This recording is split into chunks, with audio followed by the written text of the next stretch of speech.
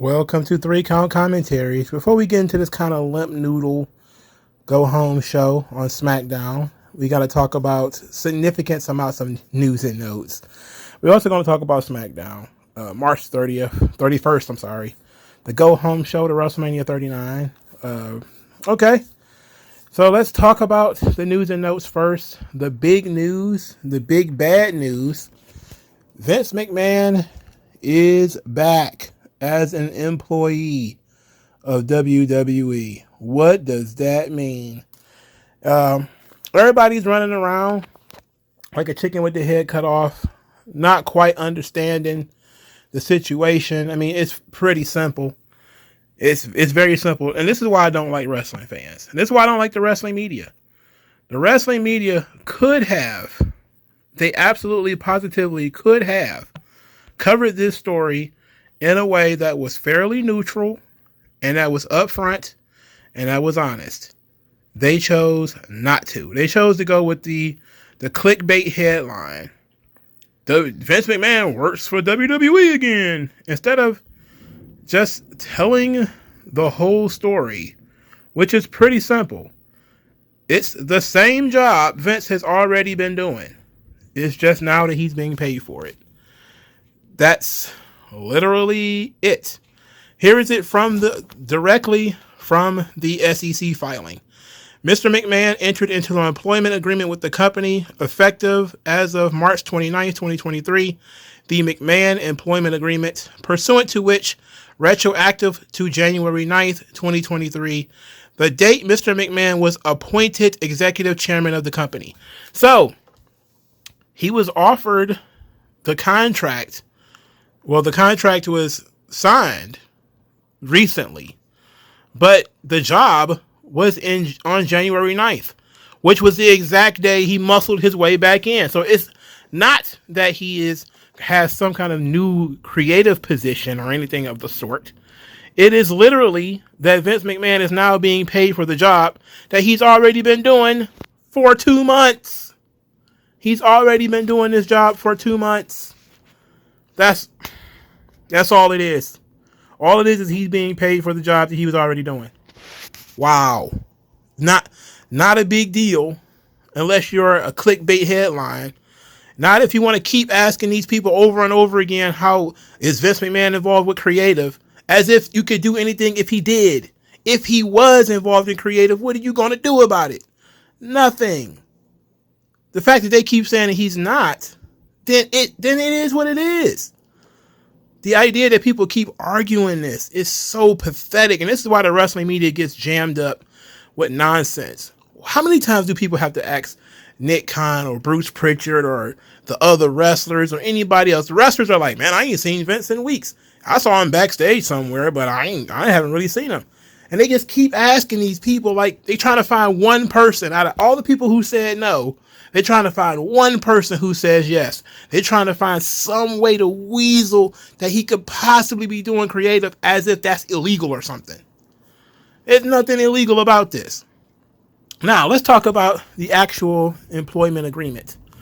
Actually, I don't want to go into the employment agreement. It is pointless. There's a lot of nuts and bolts and not worth talking about. But I do want to go into the deal. So it says, Mr. McMahon provides at least 100. It says he will continue to serve as executive chairman for a term of 2 years from his start date in January 9th, subject to automatic extension for additional 1-year terms thereafter, unless the company or Mr. McMahon provides at least 180 days notice of non-renewal.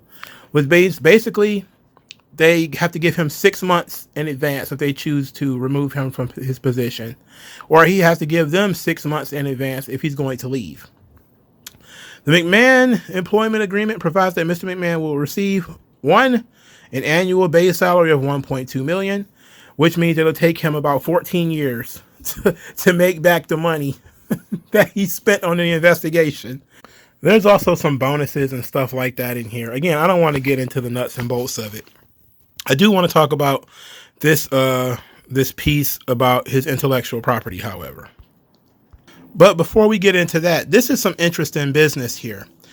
It is in Vince's contract that he literally cannot, if he separates from WWE for any reason, compete against WWE. It says, quote, McMahon shall not directly or indirectly engage in, be employed by, or act as a consultant to, or be a director, officer, owner, or partner of, or acquire an interest in a business competing with the professional wrestling or other core businesses conducted by the company or any of its subsidiaries or affiliates, nor without the prior written consent of the board, directly or indirectly, have any interest in, own, manage, operate, control, be connected with as a stockholder, joint venture, officer, employee, partner, or consultant, or otherwise engage, invest, or participate in any business that is competitive with the professional wrestling or other core businesses conducted by the company or by any subsidiary or affiliate of the company, provided, however, that nothing contained in Section 6C shall prevent McMahon from investing or trading in stocks, bonds, commodities, securities, real estate, or other forms of investment for McMahon's own account and benefit. So, continuing, he says, McMahon shall not actively solicit any employee, agent, or independent contractor of the company or any of its subsidiaries or affiliates to leave the employment or service thereof. That means if he was to be forced out, he cannot induce anybody else to quit, which is something that people have said he would do, that he would talk, John Cena into not appearing at shows or whatever. So that is all very interesting stuff that they put in his contract, and he agreed to it, which is, not a big deal, but it basically locks him up for the rest of his natural life, which of course you would beg the question, where else would Vince go? But it really says that Vince, if something were to happen, he basically is not allowed to operate in the wrestling space if he doesn't work for WWE. So that's kind of crazy. But here's the thing that I also wanted to talk about in terms of his intellectual property. Now, the business is also set up to which they own pretty much any and everything that he creates and or produces. And that the company owns, of course, all likenesses, belts, and stuff like that. It's basically all very nuts and bolts. But here's the things that I want to talk about. It says the company acknowledges and agrees that Mr. McMahon owns A, McMahon's legal name, Vincent K. McMahon, and variants thereof, including Mr. McMahon, McMahon's image, voice, likeness, and other distinguishing characteristics, McMahon's personal experiences, biography, and life story, all other rights of publicity and persona relating to McMahon, collectively known as the McMahon intellectual property, to the extent any rights in any McMahon intellectual property have vested in or been assigned to the company hereby irrevocably assigns all right, title, and interest in and to such rights to McMahon. McMahon hereby grants the company the non-exclusive right to use the McMahon intellectual property after the term as provided elsewhere herein. McMahon acknowledges and agrees that the company shall own in perpetuity all works, including without limitation the footage, and that the company shall have perpetual rights in such works, irrespective of the inclusion in such works of the McMahon intellectual property, and McMahon hereby grants the company a non-exclusive perpetual right to use the McMahon intellectual property as incorporated in such works. So, Vince McMahon owns his name, he owns his likeness, he owns his own biography or whatever.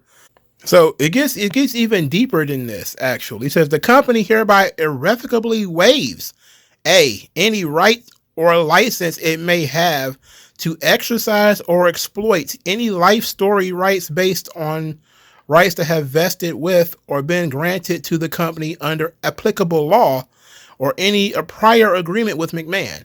So the WWE cannot make a biography on Vince McMahon. They cannot be involved with any biographies that are about Vince McMahon. They cannot write any books or anything related to Vince McMahon. He owns the sole right to his intellectual property, and the company waives the right to even use it. So the company can't even help somebody write a book on Vince McMahon. They also cannot support any books written about Vince McMahon. The company hereby grants to McMahon and his successors and assigns a non-exclusive, perpetual, irrevocable worldwide license with the right to sublicense to reproduce, prepare derivative works of, display, perform, or otherwise use any works or intellectual property rights of the company relating to McMahon's life story in connection with any exercise of the life story rights by or on behalf of Mr. McMahon and successors, and assigns and any content or works developed based off the life story rights in any form or medium, whether now known or hereafter created. Now, the intellectual property stuff is very interesting because, as you know, as we've been talking about, Vince is looking to sell the company. If by some chance he ends up selling the company, he doesn't want the future owners of the company to end up doing things that would lambast him in public. So if he were to sell the company and somebody decides they want to do a biography, the rise and fall of Vincent Kennedy McMahon, they can't do that now. So he locked it up, in order to get back in this position. He had to give up some things for sure. But one of the things that he actually kept was the rights to his own name, face, or whatever, and even preventing the company from getting involved in it. And that's no doubt a very defensive position, considering it was people within the company that tried to bring him down in the first place. So that's a very interesting piece of business. So that means the biographies and anything that he is not involved with is going to be shuttered, essentially. Now, no doubt, I think Vince will probably does want a docuseries or something with his name on it. And he probably wants to be alive in order to get his story out there. If somebody, because he can't stop people from writing books, right? He's a public figure. People can write, his books and stuff like that with his name and face on it. But ultimately, WWE can't. So we're in an interesting situation here. So that was the big story. A lot of people were like, what does this mean that Vince is working for WWE? He's an executive chairman. It's the exact same position that he said he wanted when he was muscling his way back into the company. It's nothing has changed. He's not working in creative. And even if he was, so what? There's nothing you can do about it. I mean, people being obsessed with that is kind of silly, if you ask me, but that's just me. Now, Nick Khan did a slew of interviews over the last week, saying some very interesting things when he's not being asked about Vince. He said some very interesting things that I want to talk about here. The most interesting thing that he talked about was that Peacock might be considering an upcharge for WWE pay-per-views. As you know, ESPN charges a fee for UFC events, and he's saying that, people might want to, Peacock might want to do something similar. As he was talking about, a substantial portion of the 20 million paid subscribers to Peacock are likely WWE fans. He said a substantial portion without being able to say what percentage. And I'm pretty sure he's banned by non-disclosure agreements to discuss what the actual percentage is. That sounds like something that Peacock will want to keep under wraps, just in case, somebody else might want to get their hands on WWE. That being said, he talks extensively he talks about in two different interviews about paywalling. And so this subject is almost the exact same thing, upcharging, is putting it behind a paywall. And he talked about this in an interview with Colin Cowherd, that boxing is sacrificed their popularity by putting it behind a paywall, and that boxing has always chased the most money.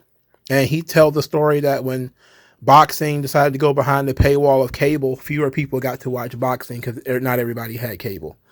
Then it was boxing chose to embrace pay-per-views, and most people didn't have the money to have a pay-per-view, so they didn't watch boxing there. And then the popularity of boxing has diminished.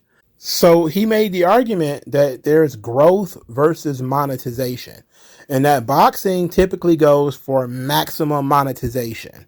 Boxing fighters can make so much money in boxing because they only fight so little, and it's behind a paywall. So that means you have to usually pay for some kind of pay-per-view in order to watch boxing. Now, a lot of you don't know, and some of you older folks probably would. Boxing fights used to be on regular television, like ABC would host a boxing fight for everybody in the world to see. That doesn't happen anymore. Now fights are almost exclusively on pay-per-view or some kind of streaming service or whatever, and the fighters get a cut of that, but it's an exorbitant fee, and so that what ends up happening is most people, if you want to watch the fight, you end up going to Buffalo Wild Wings, or you go to the bar or something like that in order to watch the fight. Or you have, in the past, you used to have fight parties. You'll invite a friend over, they'll chip in on the pay-per-view or whatever, and that's how you'll watch it. But what he's saying is that WWE being put in a position where it will upcharge, where Peacock would charge more, it will actually hurt the growth of the company, because WWE is all about having the fans having access to the product. And they've been doing a lot of things to keep access to the product, and getting rid of pay-per-view was all about giving fans more access to the product, because no longer do people have to pay $50 or $60 to see WrestleMania. They could pay $10 to see WrestleMania. And then Peacock came along, and now you don't even have to pay $10 to see WrestleMania anymore. You just have to have Peacock. And it's really thoughtful. And I'm not saying that one thing is right and one thing is wrong, but I'm just saying it's very interesting that he really thought about that. And that's something that he's considering when they're asking him, like, hey, you guys are really successful on Peacock. Peacock might actually want to try to soak up more money out of you guys by upcharging. And he's saying, okay, these are the positives and the negatives of it. Like, sure, we may get paid more money. We might get a cut of that upcharge, which will be good for us.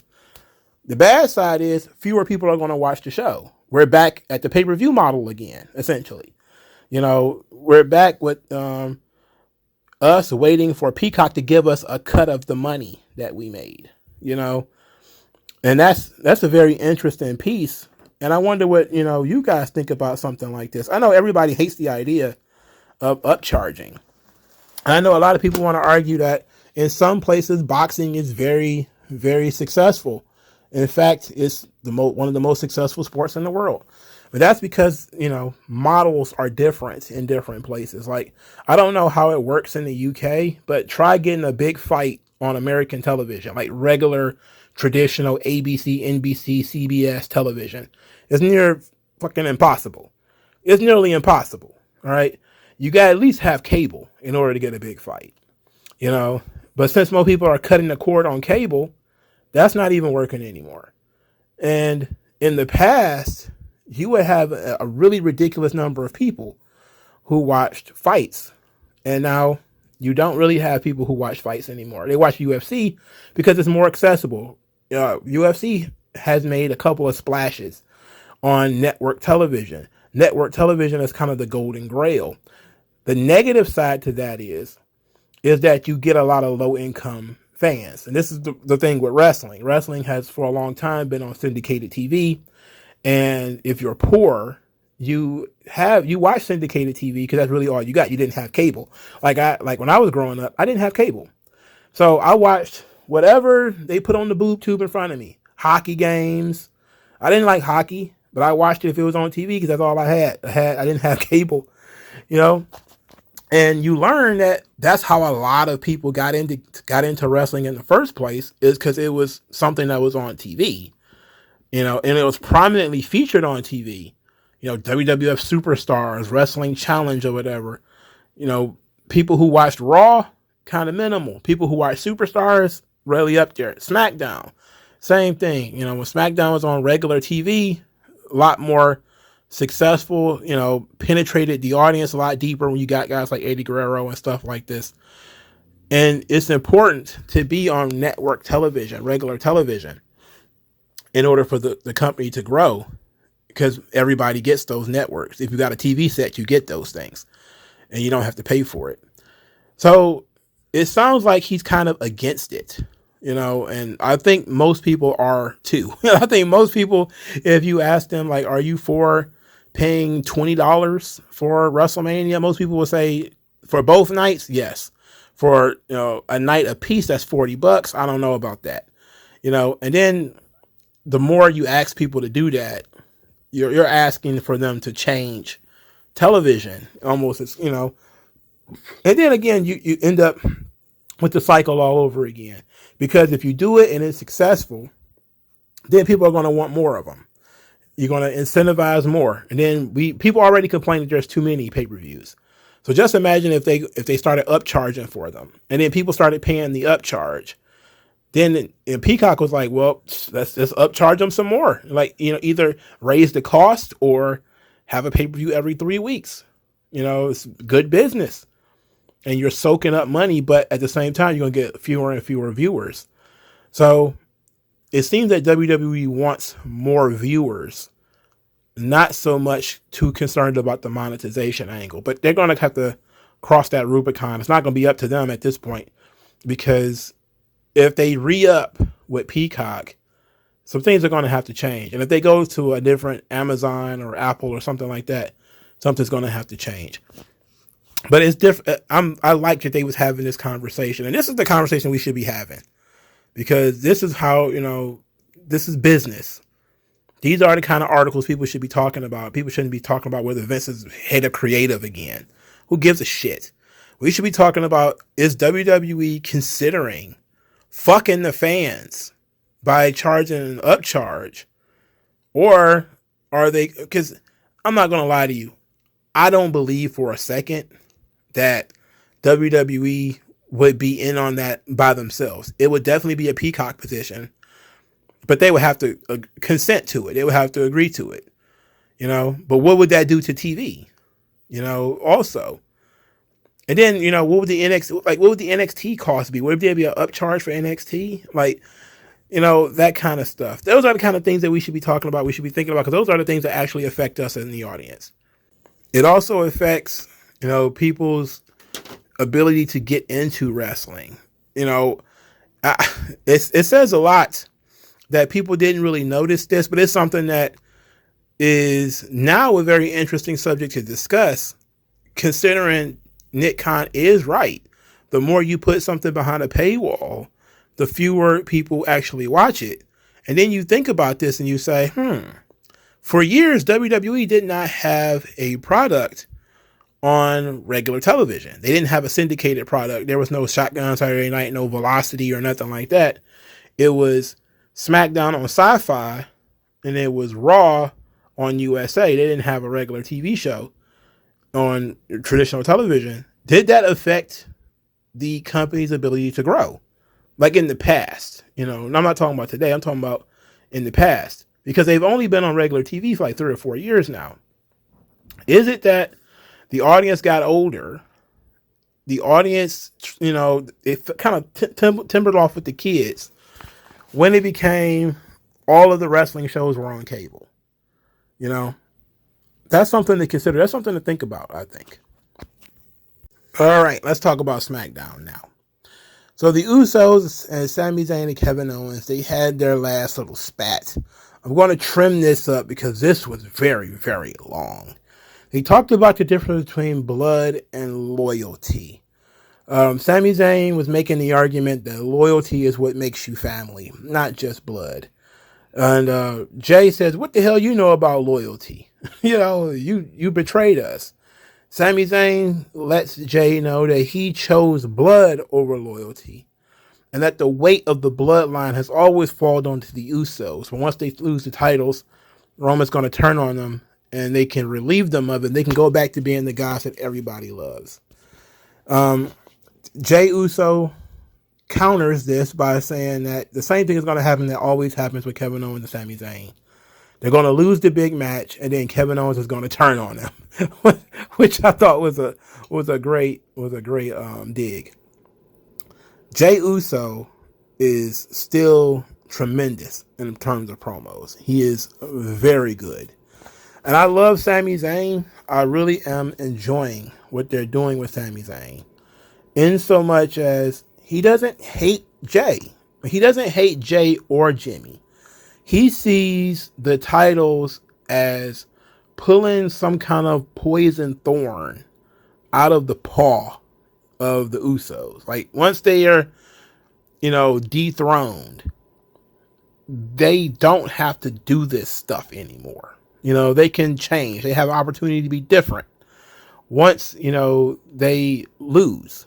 Once they lose and Roman shows his true colors, these guys will finally be free. It's almost like he's trying to break a magic spell on them or something like that. I like that idea. Like in wrestling, so much we get the idea that these guys hate each other. And I like that too. I love me some good old fashioned tension. But this is a different kind of tension. This is you arguing with your friend saying, I know you can do better. You can do better than what you've been doing. And your friend's like, no, this is what I'm doing now because this is what I want to do. And you're like, I don't believe you. I think you're really a good guy underneath. You're just kind of fighting it. You're against it for whatever reason. And in this situation, he knows that the Usos want to be loyal to Roman, and what they're saying is Roman isn't loyal to you. You don't have to be loyal to him, which is true. There's nothing Sami Zayn said here that is untrue. There's tons of stories that can be told about people who have to choose true, genuine loyalty over people that might be your blood relatives. This is an opportunity to teach people stuff. Like I've said before, in wrestling, the fights are not real. But you can fight real concepts. You can fight real dragons. And a real dragon in this situation is people who think that they have to continue hanging around or being in business with, in the company of individuals who are incredibly toxic just because they're your family. And having worked in certain fields, I can say, yeah, this is absolutely true. Sometimes mama is not the best person in the world. And yes, you would like to have a great relationship with your mom, but sometimes she's toxic and you need to get away from her. Sometimes your big brother, your little sister or whatever, it's time to cut them off. And this is the story that they've been telling, that Sami Zayn noticed it. And Jey Uso has known it the entire time, but he's been doing what was expected of him, not questioning it. And now he's in a situation where he does question it. He doesn't appreciate it, but he does not like the fact that he's in this situation. He blames Sami Zayn for him being in this situation. That he now recognizes that in a perfect world, he wouldn't be bothered with Roman. In a perfect world, he would not be, the go-get-it boy for Roman Reigns. He's tired of that. The whole feud with the bloodline started because Jay was tired of that. It's a very intriguing story. And I wonder what the event is going to be that's going to wake the Usos up. Losing the titles, that could be it. But I'm thinking maybe Roman cuts a promo on them or something. And maybe they just walk away from them. They don't beat them up. But they do the old-fashioned training day. They just turn their back on Roman. And that would be a great way to actually end WrestleMania. Where the Usos lost the day before. They come out to try to help. And then, Roman's like, come on. And then, Jay just looks at him, turns around and walks out. And then Jimmy does the same thing. And then Solo does the same thing. And Roman goes into full training day. I'm putting cases on all you bitches. And that's when he gets hit with the crossroads and pinned. That would be a good way to protect Roman Reigns and to tell the story and to, kind of end the bloodline. As if Roman, earlier in the night, of course, I would have Roman verbally berate them for losing. And, him saying they're an embarrassment and yada, yada, yada, and all this kind of stuff. That would lead to that moment. But that moment in and of itself, that would shake the building. If the Usos were to turn on Roman, I'm not saying they should turn on him and beat him up. Something as simple as they're refusing to help him. I don't know how many of you guys remember when Ron Simmons turned on the Rock, where the Rock was in, I think he was in an ankle lock or something like that, and Ron Simmons got on the apron, looked at him, remembered all that disrespect the Rock dumped in his direction, then he climbed back down and walked off. Like, that's the kind of moment you need with the Bloodline right here. You need a moment where they sprint down that long ass ramp, they jump up on that ring apron, and Roman's in trouble. And then Jay specifically is like, fuck that dude. And just turns around and walks off. And then maybe taps Jimmy and like, let's go. We out of here. We up. You know, Solo is like, what? And he taps him like, we up. We gone. We out of here. And everybody walks out on him. That would be a good way for Roman to lose. It will also be a good way to write Roman off TV. You know, because now we understand why Roman's not there. You know, he's been, quote unquote, betrayed by his family. That's just, I like that idea. I thought that was great. You know, that would be excellent if they were to do that. But not sure that they would. On this show, however, the Usos, Solo, and Roman were backstage. They didn't do too much. They were just kind of sitting around. Nobody broached the subject of Solo losing. They didn't talk about Solo losing at all. They pretended it didn't happen, which to me it's a disservice to the story. You know, if we're going to tell the story of Roman be kind of unraveling, this would be a good place to do it in terms of Solo lost. So now Solo's going to be the one who's going to get yelled at, because that's what Roman does. He yells at people who lose, or he, you know, shows his disappointment in some way. But instead, they completely know Solo's loss. They showed a vignette for Cody Rhodes, which was pretty good. Then Cody Rhodes had his final word on the match. Basically, he says that everything that he's got is out on the table. He's not hiding anything. All of his cards are out there. That he's the most prepared he's ever been. At the same time, he doesn't feel quite prepared. Says something inside of him is broken. It can only be fixed by defeating Roman Reigns. Then he snuck in a pretty decent body shot by saying Roman said that he couldn't get over in his own company. But Roman needs to realize that he's an 11-year project that didn't actually start paying off until year 8. A lot of the crowd was like, ooh. And they thought Roman was going to reply. You know, Roman comes out there. He says he doesn't care about the audience. He wants Cody to acknowledge him. And he doesn't reply at all to Cody's jab. He ignored it. He just shrugged it off. I thought that was very well done. You know, that was very well done. Like, it would have been great for him to come out there and retaliate. But it's also well within Roman Reigns' character to sort of brush that off his shoulder. You know? So I liked it. I liked that he no-sold it. We're already at the point of WrestleMania. We've already been sold on the match. We've already in this position.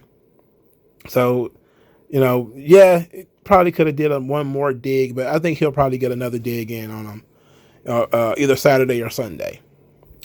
The Cody Rhodes story, I know it's not intriguing to everybody. I like the stone that the builder refused. I like that storyline. You know, from undesirable to undeniable. It's a quintessential American story. I know a lot of people don't understand that. They don't get it.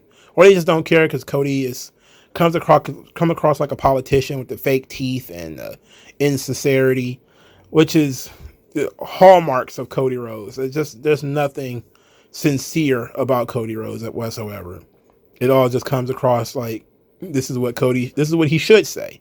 But at the same time, you could tell that he actually does want to be a good guy. And right now, people are so tired of Roman that some people are so tired of Roman. Let's be clear, because there was a lot of people who was more on Roman's side at this show, like chanting for him and everything until he said he don't care about them. There was a lot more cheers for Roman than it was for Cody, for sure. That being said, though, I really want this thing to end because I'm ready for the next chapter. And the Bloodline story, I'm ready for the next chapter and with Roman Reigns' story and what he could do. But it was a solid enough final promo from Cody. But I think that he didn't really do a good job of selling the event, as much as he's still trying to sell you on the idea that he should be the champion. All right, let's move on. Match 1, a fatal 4-way match for no reason. Ricochet defeats Martez Ford, Chad Gable, and Eric of the Viking Raiders. Who cares, bro? Like, I know this was This was the Montez Ford Ricochet showcase match. It's like, why do this and then have the same fucking match with one extra guy the next night? Why? They did it with the girls too. Raquel Rodriguez defeated Shayna Baszler, Natalya, and Sonya Deville. It's pointless. It's stupid. Let's not do this. I mean, it's goofy. Just a real goofy match. They showed promos for Rhea Ripley and Charlotte. That was good. They showed one for Rey and Dominic. That was good too. They showed one for Roman and Cody, which is also very good. The Rey and Dominic feud and vignette was excellent. It led to Rey wearing his Hall of Fame mask, which is white and gold. It looks sweet. And him breaking out the LWO shirts for Legado del Fantasma, who volunteered to have his back if Judgment Day got involved. Now, the language used in the promo was that we are the new LWO. It got a huge pop. People on the internet are super excited for it. And I just looked at it and was like, God, no, please no. Here's the thing, and hear me out. The one good thing about this is that Rey Mysterio has never had his own stable before. He is like one of the longest running wrestlers that have never had a stable. So Rey having a stable is great.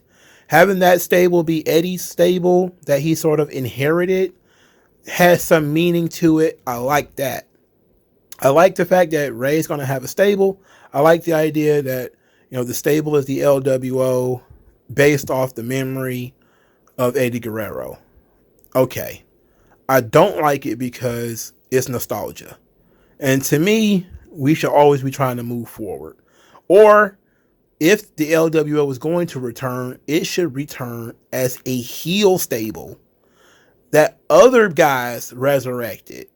It would be great if Dominic would have resurrected the LWO, because it was Eddie's stable that Rey was forced to join. All right. Everybody remember that storyline, right?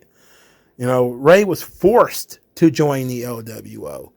And if Dominic would have shown up in an LWO shirt and passed them out to Legado del Fantasma and passed them out to other guys and basically took over, and he's now the boss of the LWO, that would have been far more interesting because it would have been a dig at Rey. It would have been bringing back something that people remember fondly. And it would have been something for Dominic to do when he's not fighting Rey. But now it's like, okay, Rey has this stable, but he's already been hanging around with these guys and they lose all the goddamn time. And to me, it doesn't sit right. It just didn't hit me in the feels like it hit everybody else in the feels. Like, for me, it hit me like, I don't know. Like, I guess I'm more on the fence more than didn't like it. But I wasn't thrilled when I saw it. I wasn't like, oh, hell yeah. I was kind of like, we doing the LWO, huh? I don't know. It feels like a Santos Escobar idea to me. Because he's always had, like, the LWO shirt. He's always had, like, he's had it, like, his profile picture. He's been teasing it on Twitter a lot. I think he even wore, like, the LWO shirts at NXT house shows and even WWE house shows. So he's kind of been teetling around this thing for a little bit, for a couple of months now.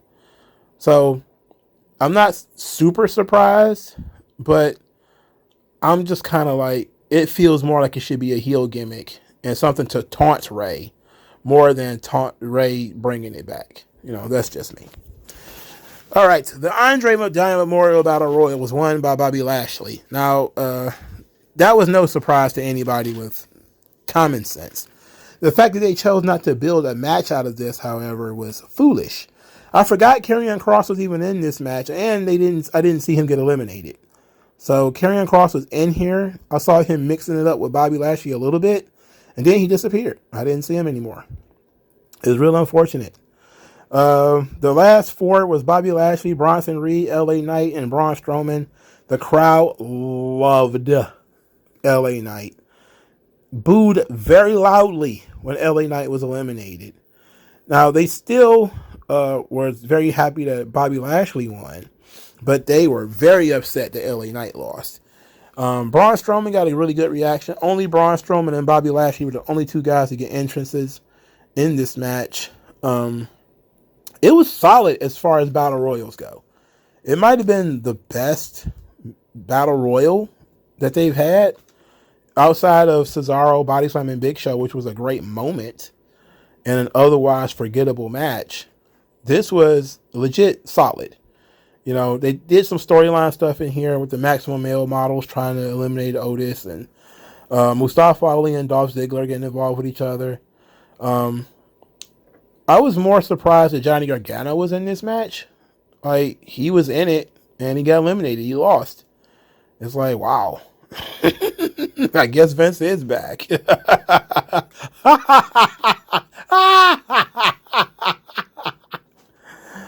I guess Vince is back. Rick Boogs, him and Elias still doing the thing. I don't know why, but they doing it. And they doing the thing they've been doing. And I don't know why.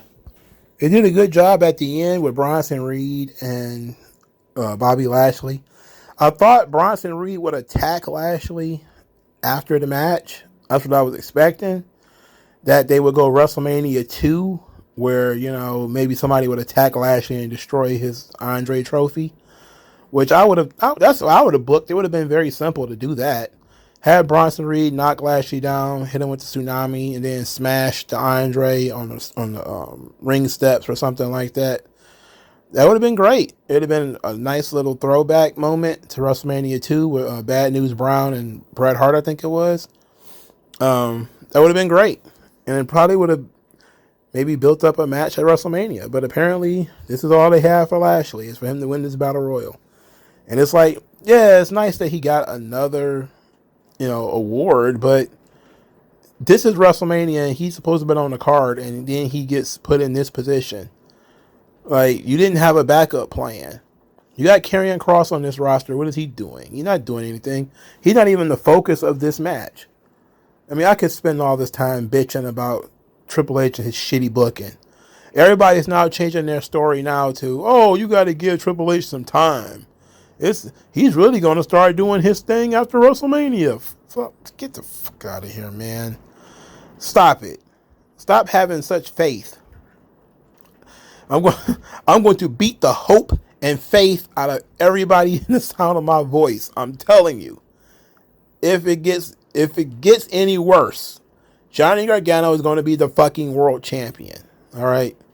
Now, he's not anywhere close to it right now. But that's because Triple H is still working with the cards Vince played. The moment that the storylines Vince started are over, then you're going to see the Triple H. That's why I chose WrestleMania to be the day to start criticizing Triple H. Because I knew there was going to be some Vince McMahon storylines that were going to continue until WrestleMania. Cody being one of them. You know, the Sami Zayn stuff being another one. I think there's a third one, but I can't think about it off the top of my head right now. Yeah, Dominic and Ray. Those top three storylines all started under Vince. Now, Triple H did a great job being the caretaker of these storylines and actually doing a really good job. And I will say they may have turned out better with him in control because he probably gave the talent a little bit more control than if Vince had done it. Because it showed a lot more discipline in the storytelling in terms of not blowing the matches, limited physicality in some of these stories, you know, so you're still interested in the match because they didn't fight every week and fight in tag team matches and fight in 6-man tags and, you know, fight and brawl in the audience and all that kind of stuff. I get it. But we'll see who Triple H really wants to push. I've always said it after Cody. We'll see who he really wants to push. And I think we'll see that pretty soon. And we're looking at all of these guys who, Triple H brought back, put the battery in them, gave them paychecks, and now they're just kind of sitting around doing nothing. There is not a single person that he re-signed that is in a main spot on WrestleMania. Not one. Oh, but Damage Control, he re-signed EO and Dakota. If you want to count that, so be it. But as far as I'm concerned, none of the people that he re-signed, are in a main spot at WrestleMania. And he had months to put them in that position. He had months to build Bronson Reed, months to build Karrion Kross, months to make these people interesting, and he chose not to. Or maybe he thought he was doing that, but he clearly wasn't. All right. Sheamus and Drew McIntyre defeated Imperium. Of course they did. They did the stupid "can they coexist?" When all else fails, can they coexist is the thing that people fall into. My giggity God, why would we do that? Why would we do this storyline again? I hate it so much. Oh my God. So SmackDown was solid. It was basically a one-match show. Basically, you watched this show for the Battle Royal and for Cody's promo. You didn't know at the time, at least, that Roman was going to not talk. The Usos and Sami Zayn and Kevin Owens did a really good job, though. But the Battle Royal was kind of the big draw for the evening. That was kind of the one thing that was going to make a big deal. And that was the one thing that I expected for them to make a splash on, to sort of correct things. I thought either they would do some kind of Bray Wyatt symbolism or they would tag Bobby Lashley after the match, but neither thing happened. So I'm very unhappy with Bobby Lashley's usage, but I'm glad he won the Battle Royal anyway. All right, it's WrestleMania time, y'all. This is the last SmackDown before WrestleMania. Week. But it's WrestleMania time. Like, share, subscribe. I'll talk to you guys later. Peace.